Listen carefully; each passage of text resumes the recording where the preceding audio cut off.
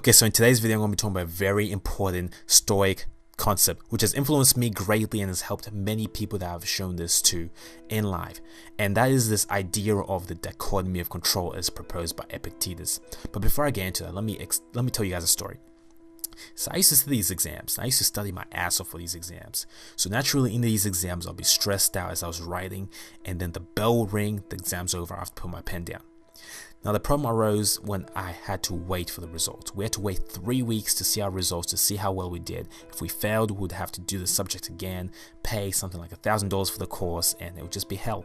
So during these 3 weeks, during the holiday break before we got our results, I used to stress out. I used to be miserable. Every day I'll be thinking about the outcome, thinking about the exam, and it brought a lot of negativity to my life, a lot of clutter to my mind. Now this carried on until I understood this topic of dichotomy of control, this concept dichotomy of control.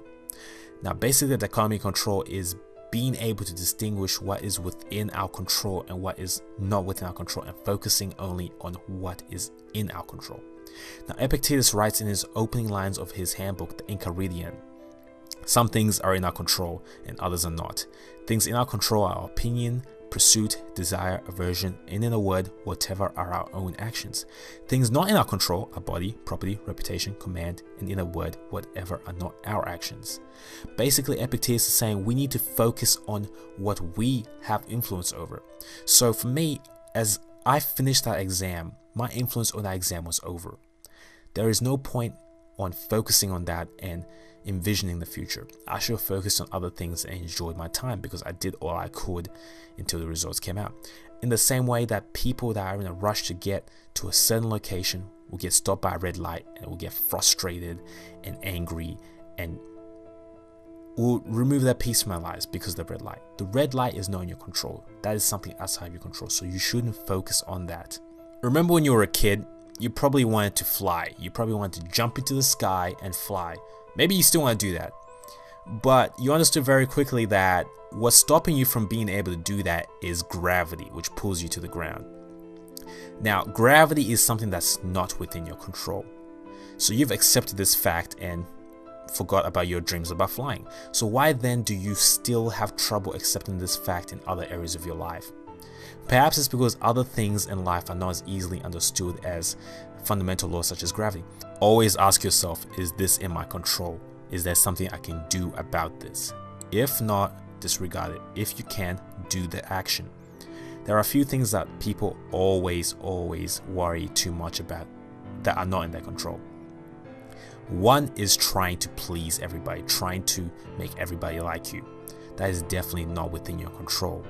Regardless of how charismatic you are, how funny you are, how good looking you are, how nice you are to everybody, not everyone's gonna like you.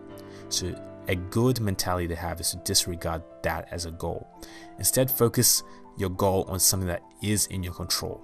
Being more likable, having those characteristics that we talked about, being more charismatic, being perhaps more funny, being more kind. That's within your control, and that's something you can focus, not the result. The result will come as a byproduct of you focusing on what's in your control. Another area that people always beat themselves down over is their genetic gifts. Some people are born 6'5", some people are born 5'5". A lot of guys I see are always stressing about their height. They're always stressing about how they're too short and how it would be better if they were better. Being short is not in your control. That is what you were born with, so the quicker you can accept that, the better. Or being 6'5" is not within your control. The quicker you can accept how tall you are, the better. Don't worry about these things. Worry about what you can do. Worry about how those genetic gifts can help you. Worry about how you can overcome certain adversities. Don't worry about the adversity if you can't do anything about it. If you have a disability, don't worry about the disability because there's nothing you can do about it. Sure, you can feel sorry for yourself, but that's not in your control. Is feeling sorry for yourself gonna make you happier, or is seeing what you can do and taking that route gonna make you happy? Human beings will like control.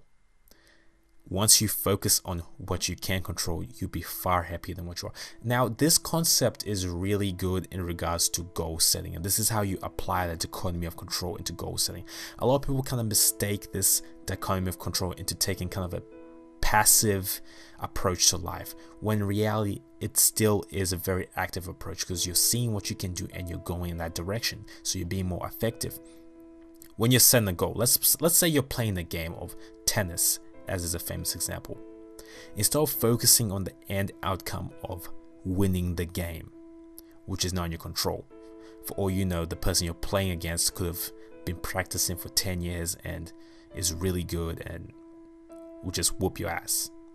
Focus instead on playing to the best of your ability. Focus on what you can do, because those things are in your control. Or let's say you're at a bar and you want to talk to this girl. You want to go up and talk to this girl, right? You want to say, hi, how's it going? Her being receptive to you is not fully in your control. Regardless of how good looking you are, regardless of how good you smell, how nice you are at approaching her, she could just chuck some water in your face. In conclusion, many things are not within our control, but a few things are. And those things are what we need to focus on. Those two things are our actions and our response to events.